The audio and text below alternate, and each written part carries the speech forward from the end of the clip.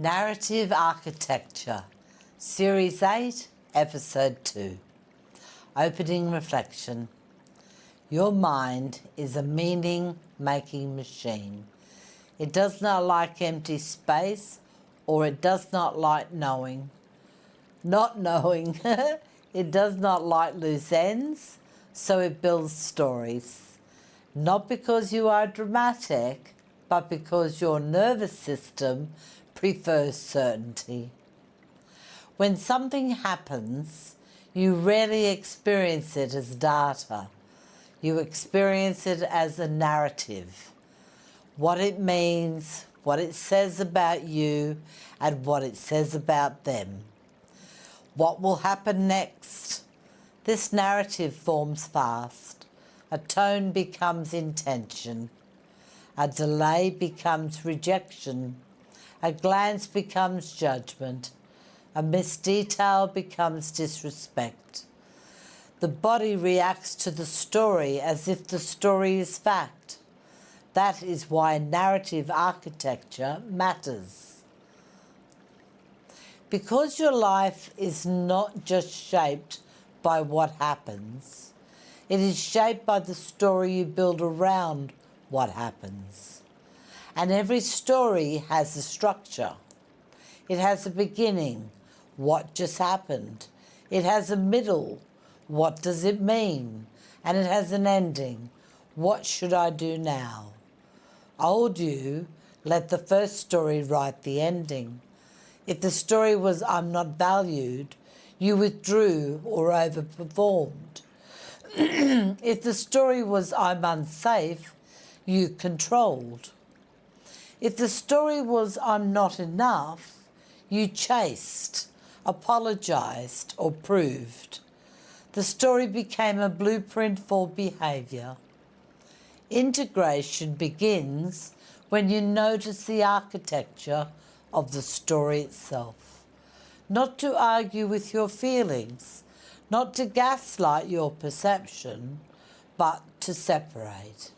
Event from interpretation.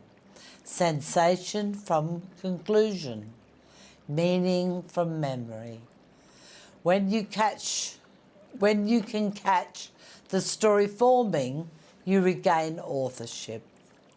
You can choose a truer narrative, not a positive fantasy, a wider, more accurate frame.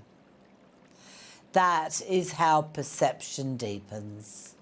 That is how maturity becomes conscious. Examples in action. Example 1, the unread face. You walk into a room and someone's expression is neutral. There is a faint pressure behind your eyes. Your shoulders lift slightly. Your breathing becomes a touch shallower. Old story forms instantly. They're annoyed with me. Then the story builds. I've done something wrong. They don't want me here. Old you reacts. You become overly polite. You talk too much or you retreat quietly. Now you pause. You name the event, a neutral face. You name the story.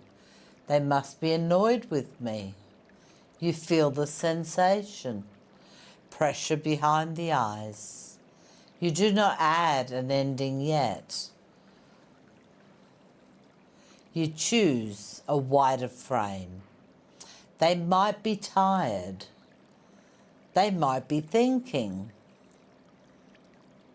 It may have nothing to do with me, so you breathe. You wait. You choose neutrality until evidence arrives. Later, the reply comes, warm, normal. The story collapses and your nervous system learns a new pattern.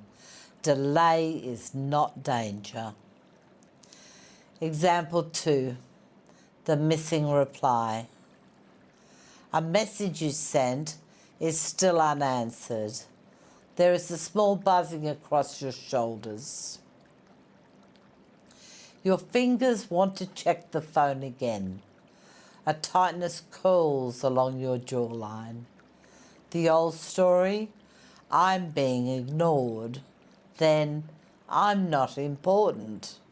I should have reached out. Old you sends a second message to smooth it over. Or you delete your original in shame. Or you spiral in silence. Now you pause at the architecture. Event, no reply yet. Story, I'm being ignored. Ending impulse, repair, chase or retreat. You interpret the end, you interrupt the ending. Example 3, the offhand comment. Someone makes an offhand remark. Not cruel, just careless.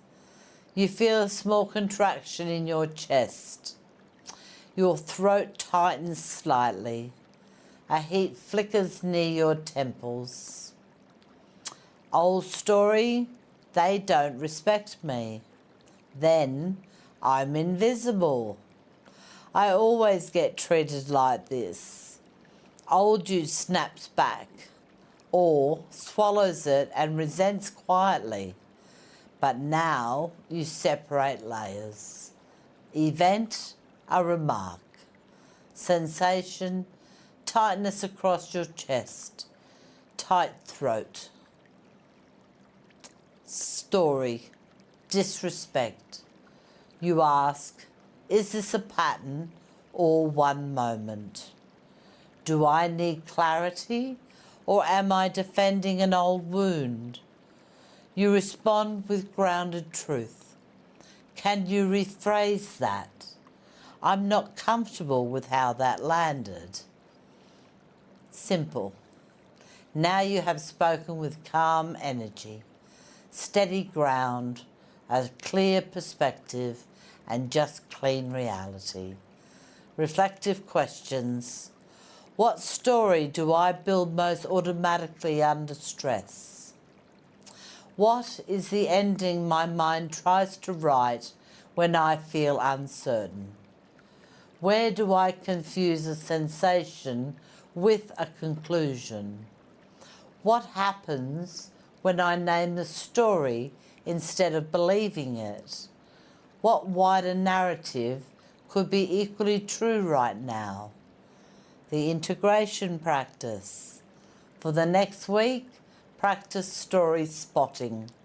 When you feel activated, name the event in 5 words or less. Name the sensation, jaw, throat, chest, temples, hands. Name the story your mind is writing. Pause before you choose the ending. Then ask, what would be the most accurate frame, not the most fearful one? Accuracy calms the nervous system. Accuracy restores choice. This is not about thinking less. It is about thinking clearer. Closing meditation.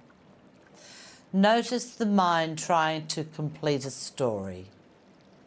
Notice the urge for certainty. Now bring your attention to your breath. Lengthen your exhale. Say quietly to yourself, event is not meaning. Sensation is not conclusion. I can choose the frame. Breathe again. Let your inner world become spacious. A spacious mind sees more. A spacious body reacts less. Carry that spaciousness into your next moment of uncertainty. Your shoulders drop, your breath returns. The room becomes data again, not a verdict. Thank you.